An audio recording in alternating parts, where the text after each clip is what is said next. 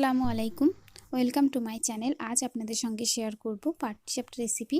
আমি এটা দুধ দিয়ে পাটিসাপটা তৈরি করব। কিভাবে ক্ষীর তৈরি করা সহ আপনারা পাটিসাপটাগুলো সহজেই তৈরি করে নিতে পারবেন, আজকে সেটাই আপনাদের সঙ্গে শেয়ার করব। পাটিসাপটা পিঠা খেতে কিন্তু অসাধারণ লাগে। আসুন দেখে নেওয়া যাক কিভাবে আমি এই পাটিসাপটা পিঠাগুলো তৈরি করছি। সবার প্রথমে এখানে আমি 500 গ্রাম পরিমাণে লিকুইড দুধ নিয়েছি। আমি এটা দুধ দিয়ে করব। খুব ভালো করে প্রথমে আমি দুধটা ফুটিয়ে নেব। আপনারা পরিমাণটা আপনাদের মতো বাড়িয়ে বা কমিয়েও নিতে পারবেন। দিয়ে দিচ্ছি একটা গোটা এলাচ, একটু ফাটিয়ে নিয়ে দিয়ে দিলাম।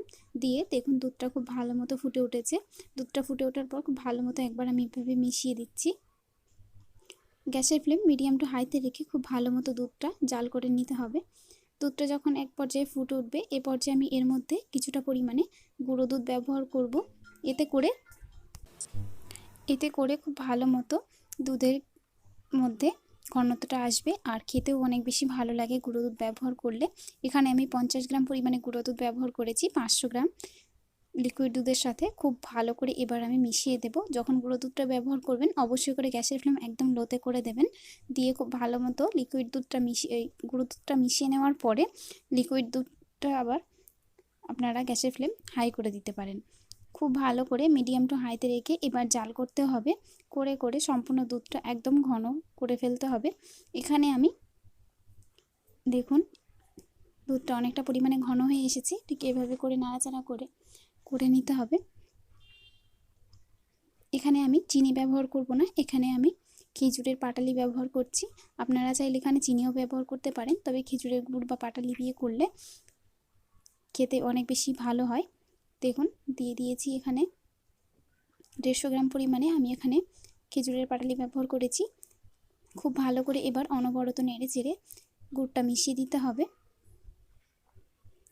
একবার অবশ্যই আপনারা এইভাবে তৈরি করে দেখবেন। এই পাটিসাপটা পিঠা খেতে কিন্তু দারুণ লাগে। বাড়িতে প্রায়শই বানিয়ে থাকি আমি এই রেসিপিটি। অনেকেই অনেক রকমভাবে তৈরি করেন, তবে ঠিক যেভাবে করে আমি তৈরি করছি এভাবে তৈরি করে দেখবেন, সকলেই অনেক বেশি পছন্দ করবে।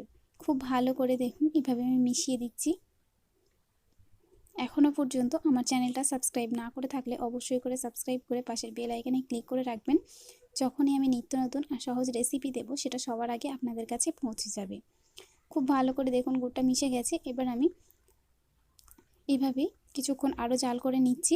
অবশ্যই করে গ্যাসের ফ্লেম মিডিয়াম টু হাইতে রাখবেন, রেখে খুব ভালো মতো জাল করে নিতে হবে। মাঝে মাঝে একটু নাড়াচাড়া করে দেবেন যাতে করে তলা দিয়ে লেগে না যায়। দেখতেই পাচ্ছেন আস্তে আস্তে এর ঘনত্বটা বেড়ে যাচ্ছে। যখন দেখবেন এটা একটু বেশি ঘন হয়ে গেছে তখন গ্যাসের ফ্লেম মিডিয়াম টু লোতে করে দেবেন। দিয়ে একটু সময় নিয়ে এটা তৈরি করে নিতে হবে। দেখুন অনেকটাই ঘন হয়ে এসেছে। এ পর্যায়ে গ্যাসের ফ্লেম একদমই লোতে করে দেবেন। লোতে করে দিয়ে এটা অনবরত নেড়ে চেড়ে আপনাদেরকে আরও কিছুটা ঘন করে নিতে হবে। আর 2 মিনিট মতো এটা যদি আপনারা একটু জাল করে নেন দেখবেন এর থেকে বেশি ঘন হয়ে গেছে। ক্ষীরটা দেখতে যতটা সুন্দর লাগছে খেতে কিন্তু অনেক বেশি মজার হয়। দেখুন তৈরি হয়ে গেছে। এরকমই আমি নামিয়ে দেব। এটা ঠান্ডা হওয়ার পরে আরও কিছুটা শুকিয়ে আসবে। দেখতেই পাচ্ছেন রেডি হয়ে গেছে। এটা আমি নামিয়ে একটা সাইডে রেখে দিচ্ছি। দিয়ে এবার আমি পাটিসাপটার আটাটা দিয়ে গুলে নিচ্ছি। এখানে আমি চালের আটা নিয়েছি বড় বাটির 1 বাটি, নিয়ে নিচ্ছি চালের আটার 3 ভাগের 1 ভাগ ময়দা। যতটা পরিমাণে চালের আটা নেবেন তার 1 ভাগ নিয়ে নেবেন ময়দা। দিয়ে দিলাম 1 চা চামচ পরিমাণে লবণ। দিয়ে দেব চিনি, এখানে আমি চিনি 50 গ্রাম পরিমাণে ব্যবহার করছি। আর দিয়ে দেব দুধ। আমি এখানে দুধটা উষ্ণ গরম করে নিয়েছি। উষ্ণ গরম দুধ এখানে অবশ্যই করে ব্যবহার করবেন। আপনারা চাইলে পানিও ব্যবহার করতে পারেন, তবে পানি ব্যবহার করলেও এখানে উষ্ণ গরম পানি ব্যবহার করবেন। এতে করে পিঠেগুলো অনেক সহজে উঠে আসে আর খুব ভালো মতো পিঠেটা তৈরি হয়। দেখতেই পাচ্ছেন আমি এখানে দুধ দিয়ে দিয়েছি। দিয়ে খুব ভালো করে এবার একটা স্মুথ ব্যাটার তৈরি করে নিতে হবে। এভাবে নাড়াচাড়া করে করে খুব ভালো মতো, আপনারা চাইলে এখানে হ্যান্ড উইস্কি ব্যবহার করতে পারেন, তাহলে আরও সহজেই হয়ে যায়। দেখুন আমি এটা নাড়াচাড়া করে খুব ভালো মতো একদম পাতলা একটা ব্যাটার তৈরি করে নেব। একদমই পাতলা ব্যাটার তৈরি করতে হবে। পাটিসাপটার ব্যাটারটা কিন্তু পাতলা হয়, দেখলেই বুঝতে পারবেন আপনারা ঠিক কেমন পাতলা হয়েছে এটা।